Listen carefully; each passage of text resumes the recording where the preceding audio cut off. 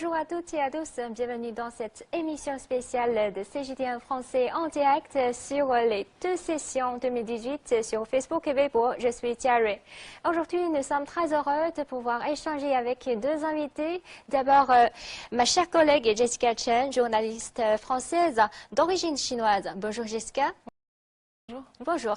Et Monsieur Francis Tieke, animateur camerounais, qui est très connu en Chine en tant qu'animateur trilingue et qui parle très bien chinois. Bonjour, Monsieur Tieke. Bonjour Thierry, bonjour chers amis auditeurs, téléspectateurs j'allais dire, je suis habitué à la radio.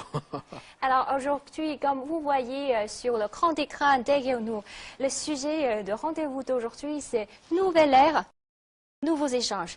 Donc aujourd'hui, on va discuter ensemble sur les nouveaux échanges sino-africains et sino-européens, surtout dans le contexte que la Chine est entrée dans une nouvelle ère.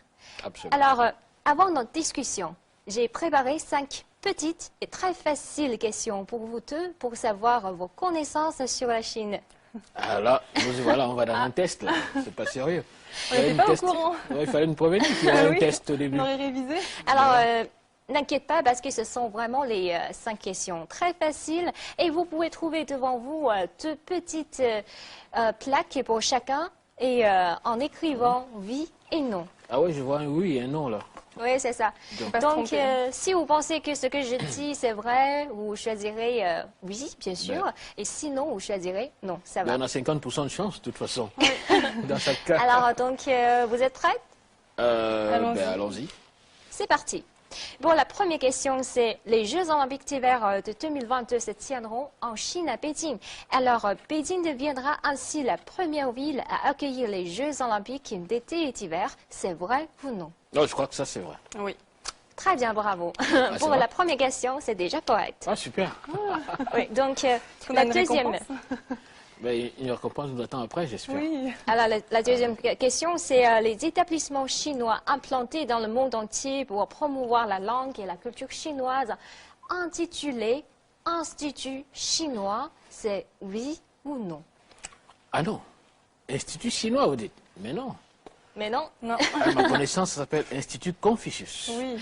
À la différence de l'Institut Exactement. Voilà, à la différence de l'Institut français. Parce que c'est pas pareil, c'est comme Institut français installé en Chine ou bien dans d'autres pays. C'est Voilà. Institut Confucius, nommé par une personnalité très connue dans l'histoire de la Chine, dans Tout à le fait. domaine éducatif. Le grand philosophe Confucius. Donc maintenant, il y a puis- déjà plus de 529 instituts Confucius installés dans tous les pays du monde entier. Tout à fait. Alors, nos chers internautes, si vous voulez un jour étudier le chinois, n'hésitez pas à choisir un institut Confucius tout près de vous, comme par exemple dans votre ville ou bien dans votre pays, à étudier le chinois. C'est très pratique. Et j'ai eu le grand honneur d'ailleurs de collaborer avec l'Institut Confucius, le centre, je veux dire le QG de l'Institut Confucius en Chine, qui s'appelle le Hanban. Oui, c'est ça. Hanban, ce qui veut dire bureau de la langue chinoise. Et je dois dire que c'est un instrument très puissant d'apprentissage et de promotion de la langue et la culture chinoise. Nous avons fait des voyages à travers le monde pour promouvoir la langue et la culture chinoise. Très bien. Donc, je suis à votre suite, je recommande vraiment les instituts Confucius pour ceux qui veulent apprendre le chinois étant sur place dans leur pays. Est-ce que c'est plutôt pour les adultes ou pour les enfants? Pour tout âge confondu. Tout âge. Ouais. Tout le monde qui s'intéresse à la culture chinoise, à la langue chinoise. Ouais. D'accord. Ok, donc la troisième question, c'est la Chine s'est fixée comme but d'éliminer la pauvreté dans le pays au plus tard en 2025. C'est vrai ou non? Je sais que la Chine s'est donné 2025. ce résultat, mais est-ce que c'était cet objectif, j'allais dire, mais c'est 2025? Non, il me semble que c'est... Non. Moi, je crois pas. Bien sûr. Vous êtes sûr, Jessica? Non. Je sais qu'il y a cet objectif, mais l'année ne me semble pas être 2025. Par contre, je n'ai Donc, pas le chiffre exact, votre mais il me réponse semble que c'est aussi non. non, c'est Ouais. ça. Je vous félicite. Ah bon? En fait, c'est en 2020. Voilà, pas 25. 2020, tout à fait. C'est plus, C'est plus en tôt. avance, c'est plus Ouais. tôt. Je répète encore une fois la réponse correcte, c'est la Chine s'est fixée comme but d'éliminer la pauvreté dans le pays au plus tard en 2020. Voilà, Ok, très bien. c'est un noble but. Donc, la quatrième question, c'est l'initiative Ceinture et Route a été lancée pour la première fois en 2013. C'est vrai ou non? Ah oui, ça c'est vrai. Ça, c'est vrai. Même si c'est voilà. une initiative, je pense que c'est vrai. Toi aussi? Je pense, ouais. Ben ouais, même si je trouve que c'est une initiative plus ancienne que ça, Ouais. du fait qu'elle s'arrime quand même sur le fameux principe de la route de la soie. Oui, C'est-à-dire, parce que c'est si on Trujillo qui parle était de la plus ancien. route de la soie, c'est dans l'Antiquité chinoise, ont l'Antiquité, déjà commencé, surtout jusqu'à l'Afrique. Voilà. C'est Oui, ça, voilà, absolument. la route maritime de la soie. Mes ancêtres ont eu quand même l'honneur de recevoir en Afrique à l'époque Zhenghe. Oui. Zhenghe, Tixia-Xi, on Exactement. connaît, voilà. Et ça, c'est Et alors, un honneur. Si on parle de l'initiative Ceinture et Route de nos jours, de la nouvelle Chine. route de la soie. Oui, c'est Oui, ça. bien sûr, la nouvelle route de la soie. C'est pour la première fois, c'est en 2013. D'accord. Tout à fait. Alors, la dernière question, c'est en 2017, la Chine est redevenue le premier grand base pour le commerce international. C'est vrai ou non? Ah oui, non, c'est une information qui a été annoncée en boucle partout. Je crois que c'est vrai. Par contre, l'année, je n'ose pas être sûr. Je sais que la Chine a été pas même si c'est cette la année. première puissance économique mondiale. Elle l'est devenue en 2014, je crois. Et puis par la suite, de manière politique, les médias occidentaux ont essayé de travestir l'affaire et remettre la Chine en deuxième position. Donc ça a un peu changé. Par contre, comme premier pays d'échanges commerciaux internationaux, c'est bien la Chine, ça c'est connu. L'année, c'est 2014 ou 2016 ou 2017? En fait, c'est en 2013, pour la première fois, déjà la Chine est devenue le premier... Première puissance économique mondiale. Ça a non, été c'est pas, publié. c'est pas la première puissance économique mondiale, c'est le premier grand base pour le commerce international. Pour le commerce international, oui. Oui, mais en 2016, on est devenu le deuxième, mais en 2017, revenu pour la première place de plus grand pays commercial. En Oui, 2017. d'accord. Donc ça C'est revient ça en que- oui toujours, voilà. Ouais, bon, moi j'avais mis non parce que justement, ça prêtait un peu à confusion. Mais en Ouais, tout mais- cas, c'est déjà pas mal pour vos connaissances sur la Chine. Oh, vous savez, hein, c'est aussi ça l'amour. Nous vivons en Chine, nous adorons la Chine et forcément nous faisons attention aux informations. Celle que je viens de communiquer est authentique. La Chine a été déclarée en 2013 et 2014 dans les médias internationaux, y compris RFI, y compris CNN, comme première puissance économique également. Et Par la puisque suite, ça a pu changer. vous avez bien répondu mes questions, alors après, à la fin de notre émission, je vais vous tourner quelques Un cadeau. petits cadeaux de Ah. surprise. Ah ben super, voilà. Super, voilà. Même si c'est petit, mais c'est surprise.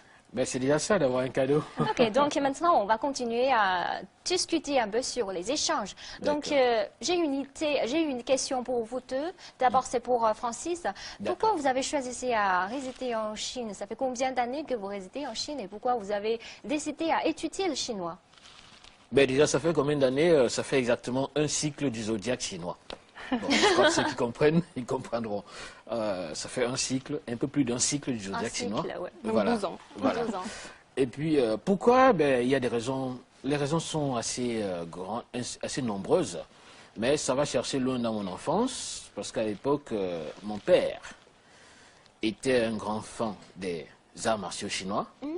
Et puis, il les a pratiqués chez nous au Cameroun. Pratiquer le kung-fu. Oui, bien sûr. D'accord. Avec, à l'époque, un maître local qui avait appris un peu, qui avait étudié en Chine. Comme les amateurs ou bien les professionnels. Non, il apprenait avec un professionnel Ah, ok. qui, lui, avait vécu en Chine.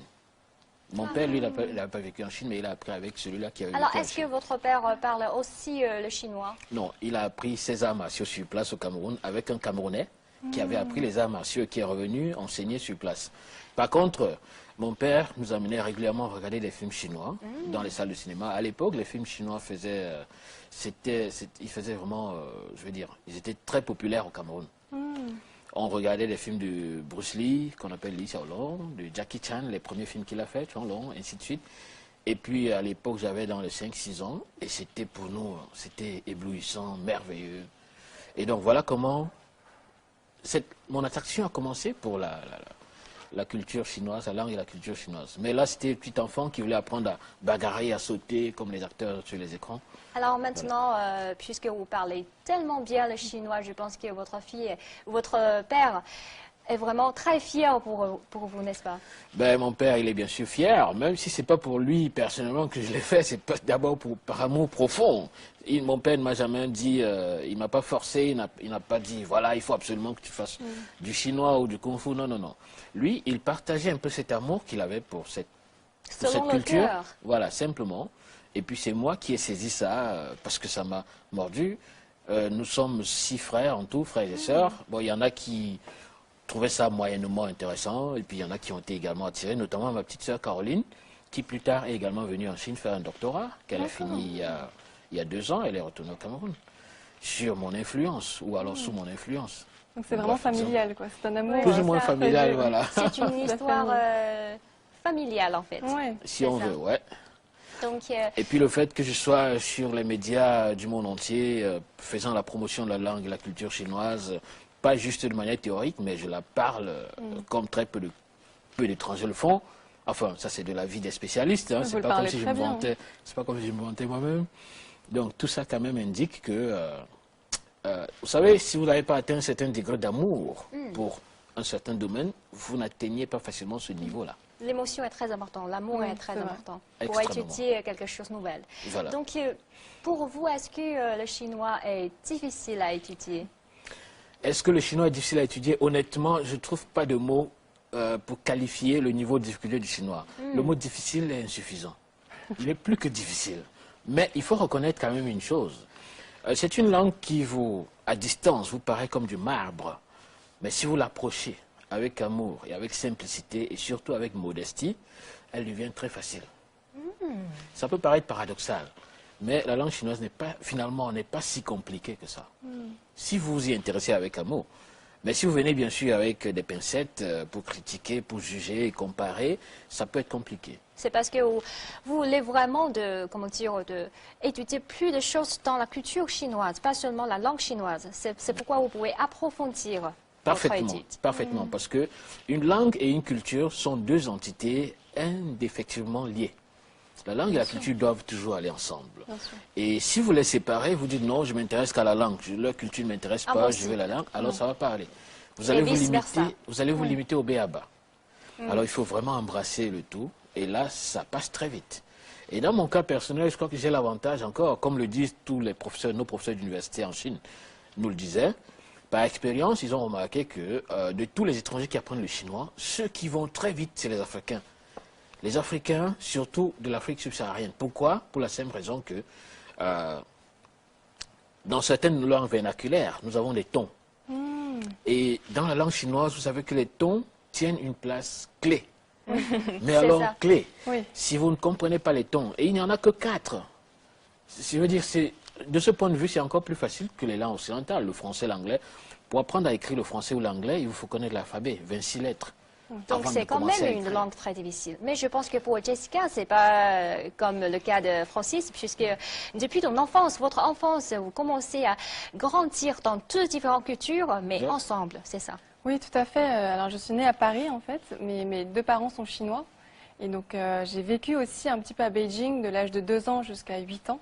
J'ai fait ma maternelle et une partie de ma primaire au lycée français de Pékin, qui à l'époque était à Saint-Litouane. Bien ça, les tournois. Et donc, oui, donc j'ai grandi un petit peu dans cet 2 univers voilà, ambiances, de culturelles. bilinguisme. À la maison, on parlait chinois. À l'extérieur de l'école, on parlait chinois. Et à l'école, on parlait français. D'accord. Ah, super ça. Ouais. Oui, c'est super. Donc, vous parlez très bien chinois et en même temps, vous parlez très bien français comme 2 langues maternelles, Oui. c'est ça. Alors, vous avez grandi en France, vous avez fait vos études universitaires en France, Tout à vous fait. avez travaillé en France, mais pourquoi aujourd'hui vous avez décidé à revenir ou bien aller en Chine pour développer votre vie professionnelle? Je pense que j'avais envie de me reconnecter un petit peu avec mes racines, un petit peu de... Un retour aux sources. Voilà, exactement, un retour aux sources. Et j'avais envie d'approfondir un petit peu mes connaissances sur la Chine et sur la culture chinoise, qui quand même est la culture de ma famille et de mes origines. Et puis je pense aussi que c'était le moment opportun de le faire, parce que la Chine est justement dans une phase d'évolution, de changement, et que je pense qu'en tant que journaliste, c'est super intéressant de venir à ce moment-là pour être témoin de cette évolution et de ces changements et de cette phase historique que connaît la Chine et de cette entrée un peu dans la nouvelle ère.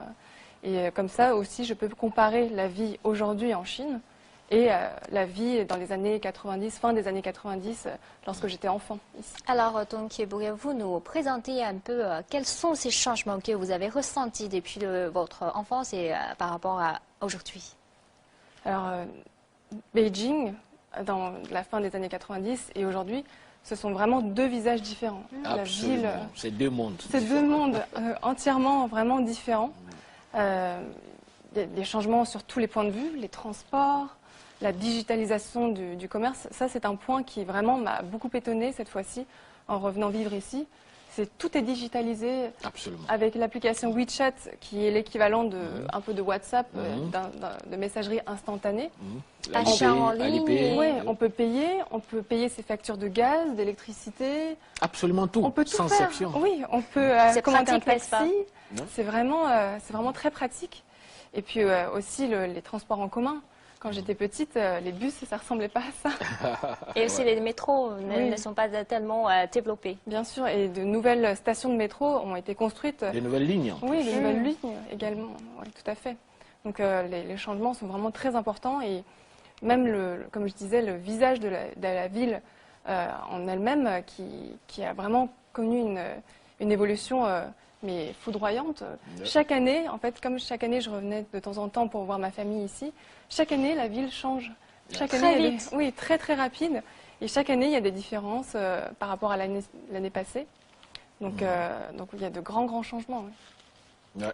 Très bien. C'est tout à fait éblouissant parce que en 12 ou 13 ans que j'ai passé en Chine, je dois dire que j'ai l'impression de me réadapter chaque année, Ouais. de me réadapter et Vous de faire face à résidez des toujours nouveaux défis. à Beijing, c'est Oui, ça? je vis à Beijing, je suis installé à Beijing avec ma famille, même si je voyage beaucoup entre la Chine et l'extérieur et aussi à l'intérieur de la Chine continentale. Mais il faut reconnaître que, par exemple, un fait étonnant, si je vous dis que ça fait pratiquement 3 ans que je n'ai pas touché physiquement Les à de monnaies. l'argent, à un billet de 100 yuan ou de 10 yuan, à un billet d'argent, vous avez de la peine à me croire. Enfin, vous croyez parce que vous vivez ici aussi. Je crois, bien Mais sûr. je crois que les Parce que moi téléspectateurs aussi. ont de la peine à croire ça. C'est vrai. Que ça fait 3 ans, j'ai dit Il n'y a bien pas 3 ans. besoin de porter les portefeuilles avec Vous nous pour faites sortir. toutes vos opérations avec votre téléphone. Je veux dire, partant même des simples achats je sais pas moi, des chewing-gums dans la pomme, rue, ouais. une pomme dans la rue, jusqu'au service à l'hôpital, à la banque, vous réglez tout avec votre téléphone. Et c'est vrai. C'est incroyable. Ouais. Donc, vous n'avez plus, ça devient une ville sans cash, quoi, Ouais. comme on l'appelle. La Vous, seule c'est dit. limite, c'est le moment où votre téléphone se décharge. Voilà, Et là- tout ce qu'il faut, c'est de vous assurer d'avoir Voilà, votre batterie d'avoir de la chargée, batterie. c'est tout. Alors vous réglez tout. À l'hôpital, les billets de session se paient avec WeChat. Ouais. Vous avez Alipay qui vous permet de régler tout, absolument tout, jusqu'au loyer, vos frais d'hôtel, Ouais. les billets d'avion et le quotidien à la maison. Les petits vendeurs au coin de la rue également Ouais. fonctionnent avec WeChat. C'est incroyable, j'ai jamais vu ça ailleurs. Pas même en France. Non. J'ai dit. En Et- France, ouais, le paiement digital n'est pas encore avancé à ce point. Non, du tout, je me Mais rappelle. maintenant, quand même, on peut payer par WeChat et Alipay dans quelques centres commerciaux, Dans les grands magasins, oui, comme de Paris. Paris Printemps et puis Galerie Galeries Lafayette, Lafayette. etc. Ça, c'est Ouais, pour de plus en aussi plus. pratiquer c'est pratique pour les touristes chinois. Oui, Ben tout ouais, à de fait. plus en plus. Je me rappelle l'année dernière, pendant que CGTN, justement, organisait les As du Français, pour laquelle j'avais eu l'honneur d'être membre du jury, nous avons eu ici, il y a eu un 24 heures de direct de TV5 avec CGTN français. Estelle Martin, la célèbre journaliste de TV5 français, Oui, je me est venue, souviens encore. voilà. Pendant son séjour, mais elle était éblouie. Elle disait, mais non, c'est pas partout où elle va, ça se paye en ligne avec le téléphone. Elle dit, mais c'est pas possible, c'est fou, elle a jamais vu ça en France. Oui, vraiment, parce que c'est pas seulement comment dire, pratique, mais aussi c'est un moyen de paiement très sécuritaire. Oui, très sécurisé, oui, bien sûr. C'est ça. Ça vous permet. Et maintenant, avec tout ça, la Chine évolue à une telle vitesse et les changements, c'est tous les jours. Nous avons désormais, depuis déjà quelques années également, 3 ans je crois, les vélos publics, là, où vous pouvez Oui. circuler. Vélo Vous en n'avez pas- partage. Voilà, les vélos en partage. Vous n'avez pas besoin de préparer quoi que ce soit, de prévoir quoi que ce soit. Vous sortez sans avoir prévu et puis vous dites, ah oui, j'ai 200 mètres à parcourir, donc je prends un vélo tout de suite. Vous trouvez un vélo dans la rue, vous scannez avec votre code et ça va. Tout se fait avec le téléphone. Oui. Est-ce que vous avez entendu parler les 4 nouvelles inventions de la Chine? Mais bien entendu. Et c'est vélo partagé, il y a Vélo paiement en partagé. ligne, et aussi TGV. Ouais. Et une autre j'ai oublié. Ouais, c'est le Wango, c'est-à-dire les achats en ligne. Ah, les achats en ligne, oui, voilà. c'est ça. Ouais. Bon, même si parmi les 4, je crois que le cas des vélos partagés, oui, c'est absolument une invention chinoise, 100%. C'est également le cas des autres. Mais dans le cas du TGV, c'est pas entièrement une invention chinoise. La Chine a plutôt pousser le TGV à un niveau, Exactement. Oui. voilà, à un niveau très élevé. Et aussi partager avec les autres pays le résultat. Voilà, Oui. tout à fait. Et donc, tout ça, c'est impressionnant. Quand on vit en Chine et qu'on vit ces changements-là, non, c'est éblouissant, quoi. Et aussi, je pense que, comme par exemple, quand vous êtes petit, vous reveniez en Chine, peut-être il n'y avait pas tellement des étrangers qui résidaient en Chine à ce moment, c'est ça? Puisque vous avez déjà, comment dire, résidé en Chine depuis 12 ans. Avant 12 ans, il n'y a pas tellement des étrangers. Ouais, il y en a de plus en plus, Oui. il faut le dire. À l'époque, il y en avait très peu, il n'y en avait pas beaucoup. Ben, vous savez, dans la rue, à l'époque, vous tombiez sur des gens qui insistaient pour faire une photo avec vous juste parce que vous êtes un étranger. Et puis, aujourd'hui, ça existe aussi, mais à une moindre mesure, dans une moindre mesure. Parce qu'on a de plus en plus d'étrangers, surtout dans les grandes villes comme Pékin, Shanghai, Guangzhou et autres. On a de plus en plus d'étrangers qui viennent et donc les Chinois des grandes métropoles s'habituent de plus en plus aux étrangers. Et ça se comprend, quoi. Ça aussi, ça fait partie des changements. Oui. Aussi, vraiment, parce que c'est vraiment les échanges entre les peuples. Absolument. Les échanges humains. Donc, on parle on a parlé les Astuces français, c'est en fait un grand événement pour les échanges culturels entre la Chine et des pays francophones. Ah oui, tout à fait. C'est ça. Donc, en fait, Francis, vous êtes vraiment un ambassadeur de la langue française. Puisque vous parlez français, c'est votre langue maternelle. Absolument. Et puis en Chine, vous êtes un ambassadeur de la langue française, mais en même temps, vous êtes aussi un ambassadeur de la langue chinoise pour promouvoir la culture chinoise dans votre pays. Mais non seulement votre pays, mais aussi d'autres pays francophones ou bien d'autres pays africains. C'est ça. Donc, selon vous, que pensez-vous de ces échanges culturels entre la Chine et des pays francophones durant ces dernières années? Oui. Déjà, je dois dire que les échanges culturels entre la Chine et les pays francophones vont crescendo, pour parler comme en musique. C'est des échanges qui ne font que s'accentuer, s'agrandir, s'améliorer. Et je dois préciser que dans le cas personnel du Cameroun, parce que je suis camerounais, le Cameroun a la chance d'être un pays, pas exclusivement francophone, mais un pays bilingue. Nous sommes anglophones et francophones. Et bon, en parenthèse, je précise que sur toute la planète Terre, on n'a que 2 pays qui sont bilingues, français et anglais. Le premier, c'est le Cameroun. Le deuxième, c'est le Canada. À la différence avec le Canada, qu'au Canada, il y a une partie de la population qui parle qu'anglais et une partie au Québec qui parle français. Par contre, au Cameroun, tout Camerounais parle français et anglais. Donc nous sommes bilingues, même si on a une région anglophone, une région francophone, mais tout le monde parle les deux. Et donc, dans ce contexte, quand nous sommes nés, nous avons grandi dans ce contexte-là au Cameroun, nous embrassons les 2 langues et les 2 cultures. Ce qui est un grand avantage une fois qu'on quitte le triangle national. Alors, quand j'apprends le chinois, au départ, les b.a.-ba sont très difficiles, mais une fois que je commence à saisir, ça va très vite.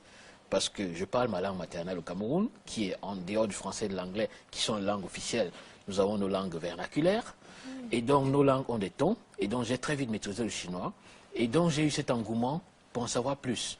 Et quand vous en savez plus, il faut le répandre autour de vous. Ça vous permet de grandir davantage. Donc autour de moi, les amis, d'abord ma famille, puis les amis, et ainsi de suite, ainsi de suite. La langue et la culture chinoise commençaient à se répandre. Je faisais des efforts que je pouvais, je continuais à les faire. Et il faut dire que les pays francophones et la Chine ont une relation très, très, très étroite. Comme cette année, vous venez de présenter le lancement et le gala pour le mois de la francophonie de cette année, n'est-ce pas? Voilà, le gala le mois de la francophonie qui se célèbre dans le monde entier. Et vous savez, l'Organisation internationale de la francophonie, c'est quand même beaucoup de pays, presque une centaine de pays. Et j'ai eu l'honneur, déjà, pour la énième fois consécutive, d'être le présentateur de ce mois de la francophonie à Pékin, à Beijing. Et donc, je dis c'est un honneur en même temps, parce que là, vous véhiculez à la fois la francophonie comme concept à travers les amis chinois et les amis internationaux, mais aussi la langue chinoise parmi les francophones. Oui. Parce que dans ces événements, je présente en général en bilingue, même si c'est francophone, à 80% en français, mais je le fais également en chinois pour signifier justement ce lien entre la Chine et le monde francophone, d'une part. Et c'est une très bonne chose parce que je dois préciser que pour ce qui est de l'Afrique continentale, la langue française est en train de devenir une langue d'échange entre la Chine et l'Afrique. Absolument. Il est important de le noter. La langue française est progressivement en train de devenir vraiment une langue d'échange, une plateforme d'échange entre la Chine et l'Afrique. Parce que nous avons le précaré français. C'est très intéressant. Pourquoi est-ce que ce n'est pas l'anglais? Pourquoi est-ce que ce n'est pas l'anglais? Voilà. Parce que l'anglais n'a pas cette spécificité qu'a la langue française. L'anglais est une langue mondiale. Je veux dire, peu importe le pays où vous vous trouvez, si vous ne parlez pas la langue locale, dans la rue, la première personne que vous croisez, vous commencez par dire « Hi, how are you? May I ask for my way ?» Vous parlez en anglais. Par contre, donc c'est pas aussi spécifique que le français. Or, le français, les francophones entre eux, c'est comme une famille. Ça te fait toujours plaisir, dans la rue en Chine, de trouver quelqu'un qui parle français. Vous dites, ah ouais, il parle français. Par contre, que vous parliez anglais, ça n'impressionne personne. C'est une solidarité entre les pays francophones, entre les francophones. Tout à fait. Très bien. Et donc, j'ai également eu l'honneur et le privilège de présenter des grands forums internationaux face des présidents, des chefs d'État africains francophones. Il y a des exemples, notamment le président du Bénin, de la République du Bénin, le docteur Yahi Boni de l'époque. C'est moi qui ai présenté le forum économique du Bénin, ici à Pékin, en présence du président de la République et de beaucoup de membres du gouvernement chinois. Ça a été le cas également avec le président de la République du Burundi, Nkurunziza, il s'appelle. Et j'ai également présenté ce forum, c'était à Nanjing, en Chine. Vous savez, quand même, pour un individu d'avoir ces occasions, ce n'est pas tous les jours dans une vie que vous... Oui, c'est sûr. Vous asseyez, vous présentez le forum pour quelques présidents qui sont là devant eux, et vous le faites en trilingue, français, anglais, chinois. Donc chacun trouve son compte dans l'audience. Et aussi pas seulement la langue, mais aussi la culture. Et la culture, comme je le disais au début, c'est très important. On ne peut pas dissocier la langue d'une culture. Liés. Voilà, il faut absolument maîtriser les deux. C'est pourquoi je pense que votre rôle maintenant, c'est très important pour les échanges culturels entre, peu importe la langue chinoise et la langue francophone, ou bien entre deux cultures. C'est très important. Mais voilà pourquoi, dans mon rêve, si plus tard je devenais par exemple secrétaire général de l'organisation de l'Union africaine, secrétaire général de l'Union africaine, permettons-nous de rêver, si je le devenais, ou alors président de la République. Nous vous le souhaitons. Hein. Pourquoi pas. Alors, je serais un exemple parfait, un pont parfait entre les deux mondes. Vous savez, parce que la Chine est en train de devenir une super puissance, elle l'est déjà, mais ça continue. Et la langue chinoise est en train de devenir un grand actif dans le monde aujourd'hui. Ça veut dire, à l'époque, on disait il fallait, pour réussir dans la société, il fallait connaître trois choses, avoir trois choses: informatique, avoir un permis de conduire, et parler anglais. L'anglais, Mais de nos jours, ça switch, il faut parler chinois. Oui, c'est vrai, d'ailleurs. Quand on parle de ce cas, aussi, je veux bien savoir quelle est la situation maintenant pour l'éducation ou bien l'enseignement de chinois en France et en Europe, peut-être. Oui, en effet, même en France, on le voit, davantage d'étudiants choisissent le chinois comme langue vivante. Langue étrangère. Oui, comme langue vivante, c'est proposé dans plusieurs collèges et lycées. D'ailleurs, je crois que depuis 2013,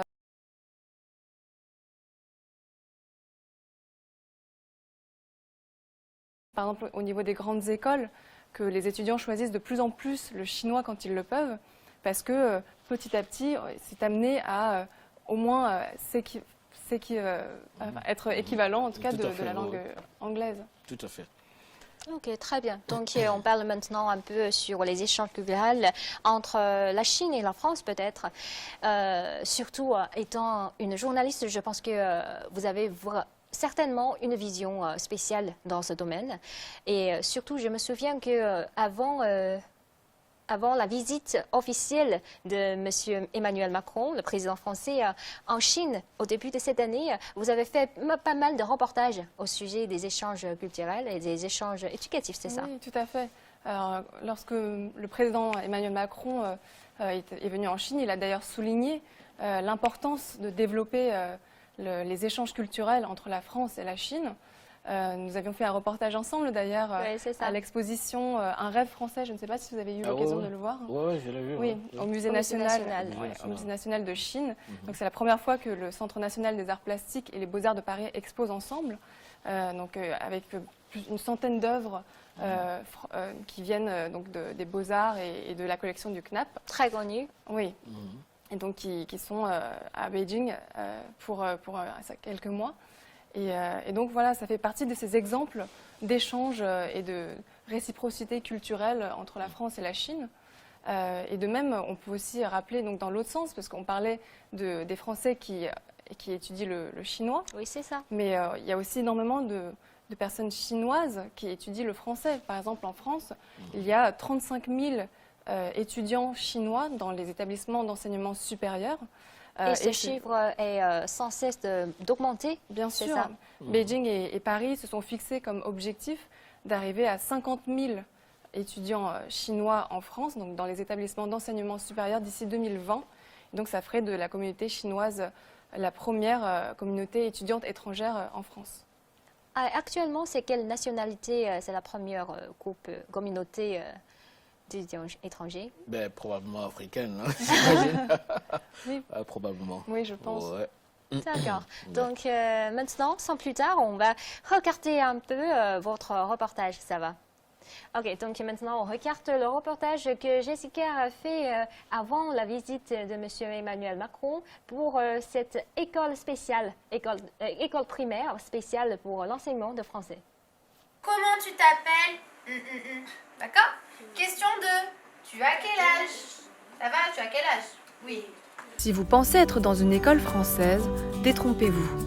Nous sommes au 4e étage du lycée franco-chinois dans le district de Chaoyang, à l'est de Beijing. C'est la première école primaire publique en Chine à offrir non seulement des cours de français, mais aussi des cours d'art plastique, de sciences et d'EPS en français et à la française. L'idée, c'est vraiment développer l'autonomie de l'élève, qu'il ouvre au maximum son esprit. Par exemple, en art plastique, moi qui est professeur d'art plastique aussi, je travaille beaucoup sur la créativité. Je leur demande pas de copier, je leur demande pas de recopier, je leur demande pas d'imiter, mais je leur demande de créer par eux-mêmes. Mis en place en 2016, ce programme a commencé avec une classe de 31 élèves de CM1 qui, cette année, continue le cursus en CM2. Sélectionnés par leurs aptitudes à apprendre une nouvelle langue et leur motivation, une nouvelle classe de CM1 a intégré le programme il y a 4 mois. Chacune des 2 classes est divisée en 2 groupes de 15 à 16 élèves pour suivre les 10 heures de cours donnés par 4 professeurs français qui peuvent ainsi mesurer le progrès de chaque élève. Bonjour, je m'appelle Jeanne, j'ai 10 ans, je suis chinoise. J'apprends le français depuis 1 an et demi. J'adore le cours de français, c'est facile. Ma matière préférée, c'est la science. Je m'appelle Victor, j'ai 11 ans, je suis chinois. J'apprends le français depuis 1 an et demi. J'aime le cours de français, c'est un peu tout difficile. Reposant sur le 3e mécanisme d'échange et de dialogue culturel de haut niveau entre la Chine et la France, ce programme éducatif bilingue, soutenu par les 2 gouvernements, se veut une véritable immersion dans la culture française. La bibliothèque, les chaises, les tables et même les cahiers à grands carreaux, financés par l'ambassade de France, sont les mêmes que ceux d'une école française. Une coopération franco-chinoise que l'école souhaite développer dans un futur proche. 未来有些想法，因为从4年级开设，我们的学校呢是从小学1年级一直到高中12年级都有的。那么这个项目呢，我们也想从小学4年级一直开设到高中。第2个想法呢，就是随着课程的变化，因为小学的课程和初中、高中的课程是不一样的，我们也会重新考虑和设计新的课程开设，比方说是不是引入数学课程的法语课。 重新设计课程。第3个呢，可能是我们在随着孩子年龄的增长，我们会安排一些这个交流啊、互访啊，让他们走到法国去，认识这个法语国家是个什么样子，去更深入地了解它的文化。 Chaque année, une nouvelle classe de CM1 bilingue d'une trentaine d'élèves ouvre au sein de l'établissement. Les sélections des élèves pour l'année 2018 devraient commencer dès le mois de mars prochain.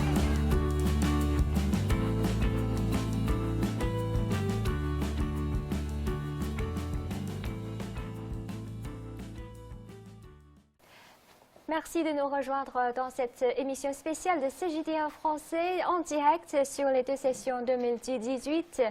Alors aujourd'hui, nos 2 invités, c'est Jessica, journaliste française d'origine chinoise, Bonjour. et Monsieur Francis Thiégué, animateur camerounais. Alors on va continuer à notre discussion sur les échanges. Oui. Ouais. Alors là, vous aviez vu la petite vidéo, donc le reportage que j'avais fait en amont de la visite d'Emmanuel Macron. En fait, c'est poignant, hein, très touchant. Ouais. En fait, ces élèves-là ont rencontré M. Macron. Ah, voilà, une ouais. partie de ces élèves, en tout cas, de ce programme, ont rencontré M. Macron. Et j'étais très étonnée lorsque j'ai visité cette école parce qu'elle me rappelait exactement en fait, l'école de mon enfance. Même les tables avec des casiers, les bibliothèques, les livres, les cahiers à grands carreaux. Ouais, c'est comme à l'école primaire à l'époque, voilà, à l'étranger, les casiers. Donc c'est exactement une école à la française en fait. Donc j'étais très étonnée justement que ce programme-là soit mis en place dans une école primaire publique chinoise. Alors donc on peut dire que comme cette école primaire, c'est un élément français, un élément européen présent en Chine. Donc sauf cela, est-ce que vous avez ressenti les autres liens de l'Europe, les autres liens de France en Chine et aussi la présence de la Chine en Europe ou bien en France durant ces dernières années? Oui, je pense que lorsqu'on parle d'échanges, on ne peut pas éviter de parler des échanges commerciaux. Absolument. Qui sont vraiment très importants oui, et de plus sûr. en plus d'ailleurs entre l'Union européenne et la Chine. Il faut savoir que la Chine est le deuxième partenaire commercial de l'Union européenne après les États-Unis et qu'à l'inverse, l'Union européenne est le premier partenaire commercial de la Chine. Tout à fait. Et donc le montant à peu près moyen des échanges commerciaux entre la Chine et l'Union européenne quotidien est d'1 milliard d'euros. Waouh. Ouais. Donc c'est dire les échanges. C'est impressionnant ce chiffre. Ouais. Oui, bien sûr. Et aussi toujours en augmentation. Ouais. Exactement. Justement, après la visite d'Emmanuel Macron, Theresa May, la Première ministre britannique, est également venue rendre visite à la Chine. Donc c'était sa première visite officielle. Il me semble que c'était début février, hein, c'est ça, 31 janvier. Tout à fait, ouais. Et donc oui, on voit aussi l'importance pour le Royaume-Uni d'établir des liens importants et des liens solides avec la Chine, alors qu'on est en pleine phase de Brexit. Tout à fait. Voilà, c'est important d'établir des liens commerciaux avec la Chine et donc de ce qu'elle appelait renforcer un petit peu l'âge d'or de coopération avec la Chine. Et surtout, puisque cette année, c'est le 40e anniversaire de la politique de l'ouverture et de réforme en Chine. Donc, la Chine vraiment sans cesse a encouragé les investissements étrangers. Tout à fait, oui. C'est ça. Oui, déjà là, en marge de l'APN, de l'Assemblée populaire nationale, il me semble qu'il y avait eu des annonces déjà de politiques qui vont être en faveur des investissements étrangers, qui vont faciliter un petit peu l'apport de capitaux étrangers en Chine, etc. Donc je pense qu'on est toujours dans cette phase, comme vous disiez, crescendo. Absolument. D'échanges commerciaux avec les pays Alors, étrangers. est-ce que vous connaissez la nouvelle zone Xiong'an? Xiong'an, Hsinchu, oui, bien sûr. C'est ça. Oui. Aussi, c'est une partie très importante pour attirer les investissements étrangers à développer à la nouvelle zone Xiong'an, c'est ça. Il me semble que c'est la 3e après Shenzhen et Pudong, c'est ça? Oui, tout à fait. C'est ça. Ouais. Ouais, et donc, oui, je pense que ça aussi, ce sera un élément majeur pour la Chine, pour pouvoir attirer des investissements étrangers et davantage de projets avec l'étranger. Et je pense que sauf les échanges commerciaux au niveau international ou bien au niveau national, il y a aussi les autres échanges plutôt entre du peuple, comme par exemple le développement du tourisme. Il y a de plus en plus de touristes chinois viennent en France et aussi il y a de plus en plus des Français ou bien des Européens préfèrent aller en Chine pour voyager. C'est ça, c'est aussi la situation actuelle. Oui, tout à fait. On le voit d'ailleurs en France. Il y a énormément de touristes chinois et donc on voit aussi cette prospérité du pays puisque le pouvoir d'achat des personnes en Chine maintenant est en constante augmentation. Donc on le voit lorsqu'on est en France, lorsqu'on sommes dans les grands magasins ou même parfois lorsque l'on voyage un petit peu hors de Paris, en Provence par exemple, les touristes chinois sont vraiment présents un peu partout en Europe. Yeah. Donc c'est plutôt une influence mutuelle. Non seulement les entreprises ou bien les marques chinoises développent leur business en Europe, mais aussi il y a pas mal des entreprises européennes, des entreprises françaises viennent en Chine pour développer leur business, c'est ça? Oui, bien sûr. Déjà, lorsque l'on est en Chine, on peut voir qu'il y a énormément d'entreprises françaises ici. Decathlon, Auchan, Carrefour. Ainsi de suite. Ouais. Il faut savoir que la France est le premier employeur européen en Chine. Il y a plus de 1000 entreprises françaises en Chine, sur plus de 5000 sites, et qui ont créé 600 000 emplois, je crois. Donc c'est les chiffres qui parlent d'eux-mêmes. Hein. Voilà. Donc, et surtout, puisque Emmanuel Macron, il a dit une phrase très touchante, c'est qu'il a décidé de revenir en Chine au moins une fois par an. Après, dans l'avenir, c'est ça. Oui. Donc, on peut dire que la situation, la relation entre la Chine et la France, peut-être au futur, sera de mieux en mieux. Oui, je de crois plus en d'ailleurs plus étroite. Qu'il a déclaré qu'il voulait ouvrir une nouvelle page en termes de relations entre les relations diplomatiques entre la France et la Chine. Et on a vu d'ailleurs au niveau des cadeaux échangés une relation diplomatique vraiment amicale entre les deux pays. Par exemple, la diplomatie du panda, donc et du cheval. Et du cheval, voilà. Diplomatie des animaux. Exactement. Oui. Donc voilà, le président Macron qui a offert un cheval de la garde républicaine à M. Xi Jinping, qui s'appelle Vésuve de la Breca, je crois. Oui, tout à fait. Ouais. Et donc, à l'inverse, les pandas qui sont aux eaux de Beauval, je crois, ils sont aussi ce signe, ce symbole de l'amitié franco-chinoise. Et donc, oui, vous disiez Yuemeng, c'est le nouveau bébé panda qui est né le 4 août, je crois, et donc qui a été baptisé par Brigitte Macron. Qui est la marraine de ce panda et donc qui a été baptisé Yuemeng, ce qui veut dire réaliser le rêve. Voilà, d'un souhait, d'un rêve. D'un rêve, oui. Ok, très bien. Alors, Francis, puisque la Chine avec l'Afrique, il y a toujours une amitié très profonde dans l'histoire, depuis l'histoire. Ah, bien sûr. Alors, que pensez-vous sur les liens de l'Afrique en Chine? Ça veut dire que, est-ce que vous avez ressenti les présences des éléments africains, les présences des éléments camerounais en Chine? Par exemple, les fêtes culturelles, ou bien les restaurants, ou bien les entreprises, oui, ou bien de plus en plus des étudiants africains choisissent à étudier le chinois ou bien vivre en Chine, etc. Je crois qu'il y a un peu de tout cela. Et si on entrait dans les détails, on n'en finirait vraiment pas. Il y en a tellement qui sont visibles. Mais je crois qu'à un niveau plus élevé, plus politique, je dirais, la Chine et l'Afrique, en général, ont une relation historique très, très étroite, très, très rapprochée. Très amicale. Très amicale, mais plus profondément encore, je veux dire, c'est encore plus profond que ça.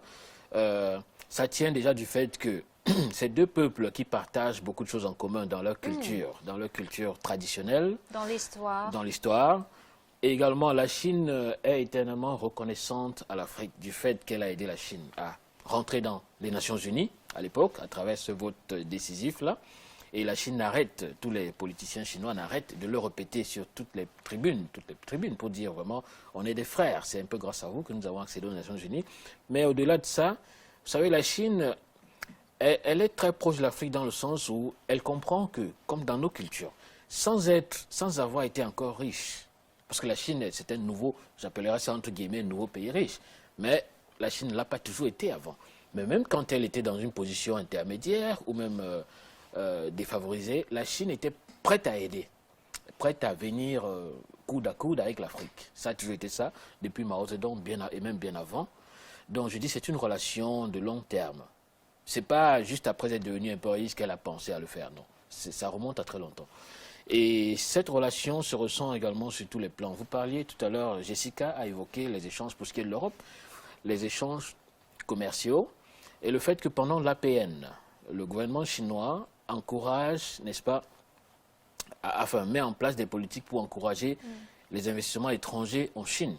Mais il faut dire dans le cas spécifique de l'Afrique, le gouvernement chinois non seulement encourage les investissements venant de l'Afrique vers la Chine, mais aussi elle a depuis des années mis en place des politiques pour encourager les entreprises chinoises à investir vers l'Afrique. Et ça se voit au quotidien, ces échanges et même ces transports de technologie dans différents pays d'Afrique, pas seulement dans mon pays au Cameroun, mais à travers tout le continent. Et je crois que c'est un point, je veux dire, il faut mettre un point d'honneur là-dessus. Et je dois absolument souligner ici que la Chine a cet avantage. Pourquoi est-ce qu'elle s'insère ainsi dans le monde entier et elle est accueillie? Parce que si elle n'était pas accueillie, elle ne réussirait pas à accéder ainsi à tous les pays. C'est parce que la Chine a ceci de différent des autres, que je ne nommerai pas, qu'elle ne vient pas en éducatrice. La Chine ne vient pas dans ces pays-là en, je ne sais pas moi, colonisatrice, ou alors pour vous dire, bon, je vous enseigne ce que vous ne savez pas, ce que vous avez n'est pas bon, je vous apporte du nouveau. Non, non, non, ce n'est pas ça la politique de la Chine. La Chine, elle a cette politique du Partager. tu es ce que tu es, je suis ce que je suis, nous faisons une collaboration gagnant-gagnant. C'est ça, exactement. Je ne viens pas vous aider, vous donner, mais je viens parce que nous pouvons gagner des deux côtés. Et ça, c'est très important. C'est une grande philosophie. Ainsi, qui ne lui ouvrirait pas les portes? Quand quelqu'un vient dans votre pays en nous disant, voilà, nous pouvons gagner ensemble. Voici ma part, voilà votre part. Je crois que tout être humain est tout à fait partant.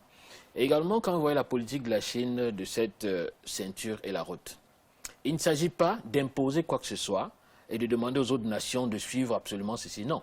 Mais il s'agit de dire, vous avez votre différence, votre identité, votre nature. Nous avons la nôtre, nous pouvons ensemble collaborer. Et c'est ça la philosophie que j'adore, qui est si chère à Confucius, qui disait « He wei gui, he er bu tong ». Exactement. De l'harmonie dans nos différences. Chacun garde son identité, sa différence, mais nous pouvons fonctionner de manière harmonieuse. Comme ça, il ne faut qu'on avoir une relation gagnant-gagnant. Comme Voilà. ça, on peut avoir une collaboration plus durable. Absolument. Et parce que chacun maintient son identité et a la fierté de dire, voilà, moi je suis africain, voici mes traditions, mes tenues sont comme ça, je les aime ainsi. Et vous, vous êtes chinois, vous avez les vôtres, nous respectons mutuellement et nous collaborons ensemble. Ceci est très différent d'un autre concept qui a des mots, qui comporte des mots pas très beaux à entendre, dans lesquels, n'est-ce pas, l'autre vient chez vous et vous dit non, vous n'êtes pas civilisé, je viens vous civiliser. Enlevez tout ce que vous avez, je vous apporte ceci qui est la connaissance. Alors là, je dis c'est non. Je ne vais pas employer des mots durs, bon on est en direct, il y a des enfants qui écoutent, mais c'est, je veux dire, c'est à la limite, je ne sais pas quel mot je vais employer, mais je vais juste te dire c'est incorrect. En fait, votre costume aujourd'hui, c'est très spécial parce que je pense qu'il y a un mélange entre la culture chinoise et la culture camerounaise, c'est ça? Voilà, mon costume est un costume entièrement africain traditionnel. Je ne sais pas si les cadrages me prendraient si je me lève un peu, juste 2 secondes. Alors, c'est africain, mais j'ai choisi expressément de mettre cette partie avec une Élément texture culturel chinoise. chinois. C'est un élément culturel chinois, voilà. Donc, c'est également une forme de Chine-Afrique. Ouais. Oui, voilà. À distance, tout le monde voit bien que c'est africain. Mais il y a Il y a cette une touche touche, chinoise pour dire, voilà, Très je bien. suis un peu chinois de cœur. Ouais. Très, très bien. Donc, quand on parle de la coopération entre la Chine et l'Afrique, on doit parler en forum. Très important, c'est le forum sur la coopération sino-africaine. Jessica, je pense que même vous, vous avez déjà entendu parler à ce forum, puisque cette année, il y aura le sommet en septembre à Pékin. Oui, bien sûr. Oui, Il me c'est semble ça. que c'est en septembre, c'est ça? En septembre. Oui, c'est en ouais. septembre, ouais, tout à fait. Et aussi, durant les 2 sessions, notre ministre des Affaires étrangères, Wang Yi, il a souligné que cette année, le sommet du Forum sur la coopération sino-africaine sera un des plus grands événements diplomatiques organisés en Chine. De plus, ce sommet se focalisera sur l'implantation, comment dire, sur l'initiative Ceinture route. Tout à fait, absolument. Donc, Francis, est-ce que vous pouvez nous partager un peu votre point de vue sur ce forum? Mais aussi, je pense que vous avez une histoire longue avec ce forum, n'est-ce pas? Oui, j'ai le privilège d'avoir de l'expérience en la matière parce que déjà le forum Chine-Afrique qui s'est tenu à Pékin, le sommet de Beijing en 2006, j'en étais partie prenante. 12 ans, c'est comme il y a cela 12 la ans, première année. Voilà, je venais d'arriver en Chine il y a fait à peine quoi, juste un peu plus d'1 an, voilà, à l'époque. Mais j'ai eu l'occasion à ce moment-là de côtoyer de très près, à travers les traductions, les travaux dans les documents et autres, dans le cercle vraiment politique du plus haut niveau, de côtoyer et de comprendre un peu, de commencer à comprendre cette philosophie chinoise de la coopération avec les autres, coopération internationale. Cette philosophie vraiment respectable et louable de la non-ingérence. Vous savez? Et ça, c'est très louable.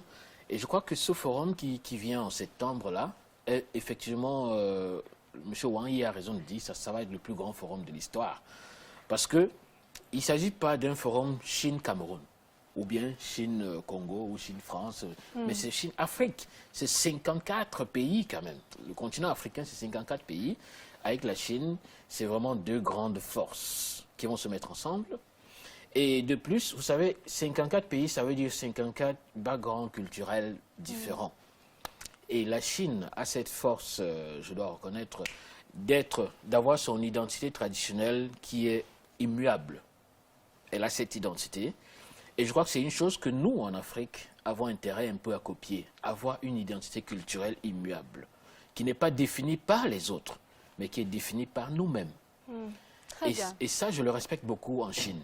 Parce que malgré son évolution, son développement à tous les niveaux, le chinois reste culturellement implanté dans Toujours sa garder tradition. l'origine. Il me de la semble que culture. c'est un des aspects du 19e congrès du PCC, non? La fierté de la culture Oui, chinoise. c'est ça. Voilà. Et ça, c'est un point que le continent africain pourrait copier. Parce que malheureusement, le continent africain, dans beaucoup de situations, est défini par les autres, vu par les autres, caricaturé d'une certaine façon. Le continent des maladies, de la pauvreté, ainsi de suite. C'est les autres qui le disent. Mais nous, on a notre identité culturelle qu'on ne définit pas. Et en ceci, je tire un coup de chapeau au grand philosophe africain Ali Mazrui, Kenya, qui disait, je cite, « Cherchez d'abord le royaume culturel et le reste vous sera donné en surcroît. C'est très très important. Vous savez, en Chine également, il y a un proverbe philosophique qui dit « Yi fang shui tu yang, yi fang ren ». À chaque peuple correspond une tradition, une culture. Et c'est ça qui fait la force d'un peuple. Et c'est également ça qui permet à ce peuple de décoller et d'aller vers les autres travails, parce qu'il a son identité. Mais s'il est en l'air, il n'a pas d'identité précise, il est défini par les autres, alors il est un peu au vent comme un papillon. Et ça, il lui est difficile de sortir de son développement dans ce contexte-là. Je crois que c'est très philosophique, mais c'est très concret. Il est souhaitable que nous, les Africains, pas seulement au Cameroun, mais partout dans toute l'Afrique, connaissent ça. Vous savez, excusez-moi, je pars un peu en émotion là. Chaque année, quand je suis le gala du printemps, le gala de Nouvel An en Chine, Chunwan, le Chunwan, je crois qu'on peut aimer ou ne pas aimer le Chunwan, le gala du printemps, le festival du printemps, mais honnêtement, c'est une grosse plateforme d'éducation. Parce que, au-delà de tout ce qui est culturel, danse et chant et tout, c'est une plateforme qui rappelle aux Chinois la fierté de leur culture. Et je dis la fierté de la culture. Il n'y a pas mieux que ça. Et ça fait que le Chinois, il aura beau être, je ne sais pas, un CEO à l'étranger, quoi que ce soit, mais il est fier d'être Chinois. Il a cette racine-là. Il peut imiter les autres de l'extérieur, mais il a sa racine chinoise. J'aimerais que nous, les Africains, nous ayons ça. Et que nos gouvernements, par exemple, ou alors nos médias, encouragent les populations à être traditionnels, à avoir leurs racines, plutôt que de se moquer de ceux qui se montrent traditionnels en se disant, bon, ça fait villageois, ça fait paysan. Non. En Chine, vous voyez, c'est pas ça. Hein. Au contraire. Quel que soit le grand événement, il y a toujours ce côté culturel chinois. Ah oui, notre thé. C'est vrai. Nos vêtements, nos danses, nos chants, nos folklores. Oh, ça, j'adore. Et j'en suis jaloux. Ah oui, c'est ça. Chaque région est fière de ses spécificités, chaque région est fière. de ses caractéristiques, c'est vrai. C'est pas qu'au niveau politique. Dans la rue, quand vous rencontrez un Chinois qui a à peine fait votre connaissance, la première chose, c'est de vous parler de son village. Il va vous amener dans son village pour découvrir son plat. Et chaque Chinois vous dit son village a le meilleur plat au monde. Chacun le dit. Les plats, il faut venir déguster nos plats traditionnels, c'est très beau. Moi, ça me rend jaloux, j'adore ça. Je trouve que c'est ça que nous devons apprendre. Et ça, c'est très important. Et je crois que c'est, à mon avis, c'est le secret même de la puissance chinoise contemporaine. Oui, c'est vrai. Je veux dire que même si la société est toujours de plus en plus moderne, il y a de plus en plus des hautes technologies et on a des inventions, les 4 nouvelles inventions, etc. Mais une chose très importante ne peut jamais être oubliée, c'est la culture. Voilà. Oui. Très bien. C'est ce qu'on appelle en chinois le gun. Racine, comme vous avez déjà dit, Voilà. vous avez mentionné. Racine en français, j'ai l'impression que ce n'est pas aussi solide que quand on dit gun en chinois. C'est encore plus fort. La racine, il n'y a rien de plus cher. Ouais. Très bien, très bien. Et aussi, alors, quelles sont vos attentes par rapport à ce forum, à ce sommet de cette année? Ben, j'espère que pendant ce forum, les deux parties en présence, à savoir la Chine d'un côté et l'Afrique, toute l'Afrique de l'autre, pourront vraiment apprendre des uns et des autres. Bien sûr, la Chine a également des choses qu'elle pourrait copier de l'Afrique, culturellement et sur beaucoup d'autres plans. Je pense qu'on va changer un autre mot, sauf copier. On va utiliser le mot partager. Partager, voilà. Bon, le mot copier peut être péjoratif, mais en fait, ça n'a rien de méchant. Je veux dire, quand je dis je suis volontaire, j'ai envie de copier ce qui est bien chez l'autre. Tu vois, on dit tu champoudou, c'est ça? Ah ouais. Voilà. Vous Copier avez ce qui est raison. bien chez l'autre, ça n'a rien de mauvais. Tant qu'il ne s'agit pas d'une copie dans le sens plagiat, mais il s'agit d'apprendre avec l'autre ce qui est bien chez lui. Donc, je souhaite que les deux parties en présence, n'est-ce pas, soient ouvertes. Mon souhait également serait qu'on ait de plus en plus de véritables transferts de technologie entre la Chine et l'Afrique, parce que mine de rien, on dit que c'est des gouvernements, ils sont à niveau égal, et ainsi de suite, mais ce n'est pas du tout de l'égalité, en fait. Il serait souhaitable que la Chine, qui est aujourd'hui ce qu'on appelle un peu en chinois Tago, un grand frère, n'est-ce pas? Dans nos traditions africaines, nous aimons ainsi, c'est assez proche, ça fait familial, ça fait familier de s'appeler Vraiment grand comme les frère et frères. petit frère. Frère, Voilà. ouais. Il serait souhaitable que le grand frère, ainsi, économiquement parlant, puisse ainsi tenir la main à l'autre et lui enseigner, ne pas se contenter d'aller là-bas construire, mais aussi de faire ce transfert de technologie afin que sur place, les gens puissent également se prendre en charge.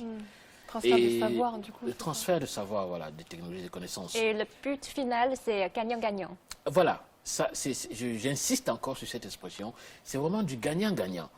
La Chine ne va pas pour faire des dons gratuits ou alors dire, fais pitié, je vous donne, non. L'Afrique non plus ne va pas, mais les deux se mettent ensemble pour gagner des deux côtés. Ouais. C'est du gagnant-gagnant. L'un vient vers l'autre parce que l'autre a peut-être des ressources humaines, des ressources, je veux dire, naturelles. L'autre également vient parce qu'il a, celui-ci a des fonds. Et les deux se mettent ensemble pour gagner. Voilà ce qui est clair. Et il serait souhaitable, j'aimerais dire un truc en conclusion sur ce point, c'est que quand je regarde l'évolution de l'Afrique pendant cette dernière décennie, par exemple, depuis que la Chine s'est de plus en plus insérée en Afrique, l'Afrique est en train de connaître également un développement assez rapide, plus rapide qu'avant, qu'à l'époque. Ça, en grande partie, grâce à la Chine. Alors, ça donne envie de prévoir un peu l'avenir, de se projeter dans l'avenir et de dire, si le 19e siècle avait été un siècle européen, ce qui est vrai, puis le 20e siècle a été un siècle américain, le 21e siècle est visiblement un siècle oriental ou chinois, précisément. Ce 21e siècle est en train de devenir un siècle chinois. Je caresse l'espoir que le 22e siècle soit un siècle africain. Très bien. Vous parlez très bien. OK, donc on parle, en fait, ce qu'on a parlé, pas seulement les affaires entre la Chine et les pays africains, mais aussi c'est plutôt du monde entier. Absolument. On résout ensemble les problèmes mondiaux. Tout à fait. C'est ça. Comme par exemple la coopération entre la Chine et les pays européens, je pense qu'il y a aussi une telle coopération comme Agenda 2020, c'est ça? Oui, il me semble que c'est un agenda stratégique de coopération qui a été signé en 2013 ou 2014. Et donc dans cet agenda-là, il y avait plusieurs domaines, notamment la sécurité, la prospérité, le développement durable et les échanges humains. Donc voilà, donc c'était vraiment plusieurs domaines dans cet agenda-là, donc à l'horizon 2020. Ok, très Ouais. bien.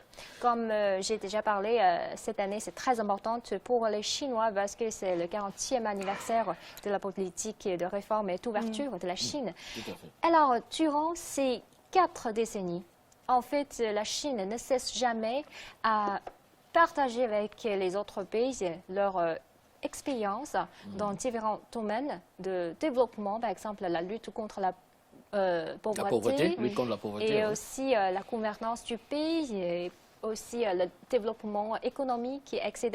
Et en même temps, on ne cesse jamais à résoudre avec les autres pays, bien sûr, les problèmes mondiaux, comme la sécurité mondiale et puis le problème climatique, etc. Je pense que c'est pourquoi il y a de plus en plus des pays ou bien les étrangers qui s'intéressent, qui font attention vraiment à des grands événements politiques en Chine. et surtout comme chaque année les deux sessions, c'est ça. Donc maintenant, je vous invite à regarder une interview faite par notre journaliste sur place au Grand Palais du Peuple pendant les deux sessions. On regarde. C'est vraiment une pensée qui est, je dis, très très volumineuse et profonde et qui va amener de grands bouleversements, qui va amener la Chine à accomplir un bond qualitatif dans le cadre du développement. Nous sommes tous d'accord que la Chine est entrée dans cette nouvelle ère du socialisme à la chinoise et la mise en œuvre du rapport du dernier congrès feront en sorte que ce socialisme à la chinoise et la pensée du président Xi Jinping puissent donner vraiment des réalisations concrètes au niveau du développement pour la Chine. The most question really, which I think is at the heart of everybody, is how will Africa be included in the Belt and Road Initiative? What are the benefits for Africa? How do we come in? This is a good initiative which is bringing development. So we want also to be involved in the Belt and Road as Africa. And so we are trying to find means and ways of being part of the Belt and Road Initiative. As we speak now, my country, Uganda, is benefiting much from China. Actually, China is the biggest provider of foreign direct investment at the moment. La nueva era, definida así por el presidente Xi, está relacionado con lo que es el cambio del desarrollo económico. Celebramos 40 años de la reforma, en donde se dio el crecimiento acelerado de la economía y del desarrollo del país.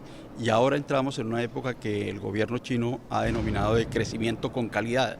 Entonces vemos y saludamos como país amigo de China esta nueva era, que simplemente lo que está es colocando el desarrollo en la nueva época económica de globalización, de apertura y de liberalización económica.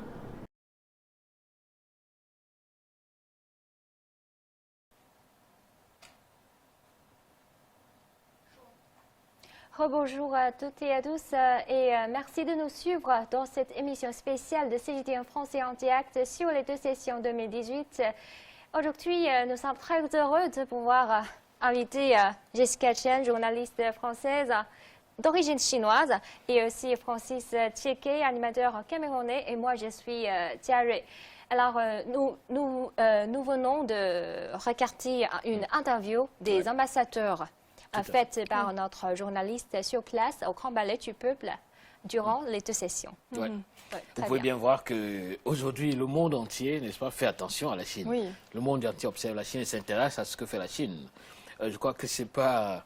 Je veux dire, un pays n'arrive pas à ce niveau comme ça pour ses beaux yeux. C'est avec le mérite. Tout le monde entier a les projecteurs braqués sur la Chine. Et parce que la philosophie chinoise de collaboration avec les autres est une philosophie de respect mutuel. Parce que dans l'histoire, on n'a pas eu ce genre de choses où tout le monde est autour d'un certain pays sans avoir été forcé de le faire. Vous savez, c'est quand même... ça fait partie de la grande philosophie égale, une fois de plus, de Confucius, n'est-ce pas? Par rapport au respect mutuel, au respect des autres. Oui, donc comme j'ai dit, après les 5 petites questions, j'ai en fait des petits cadeaux de surprise pour vous deux. Ah, des cadeaux? Oui, c'est ça. Ah, super, super. Donc j'ai déjà préparé, en fait, c'est dans cette petite boîte. Oui. Il y a quoi dedans? Est-ce que vous pouvez les tirer? On va piocher. En fait? D'accord. On peut se déplacer. Hop. Oh, un cookie de fortune. Il y a encore 3 dedans. Oh, tiens. Ok. Très bien. Ah, d'accord. Je peux en prendre plus d'un? Oui, bien sûr, merci. D'accord. Quand vous voulez. Merci. En fait, ce sont les biscuits, mais ce ne sont pas les biscuits normaux. Parce que ce sont les biscuits de fortune. Tiens donc, des biscuits de fortune. Est-ce que vous voulez savoir c'est pourquoi?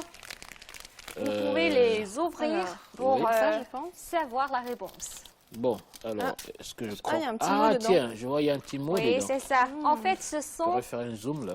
dans les petites bandes de papier, ce sont les meilleurs vœux pour vous deux, mais aussi pour tout le monde entier. Oh, un monde de sécurité pour tous. Voilà ce qui est écrit. Très bien. Un monde moi, de sécurité pour tous, c'est bien pensé ça. Un monde de paix durable. Ah oui, ça, Un c'est ce monde de qu'on paix souhaite. durable. Ouais. Et souhaite pour moi, vraiment. c'est un monde propre et beau. Ah, Il y a un super. carte.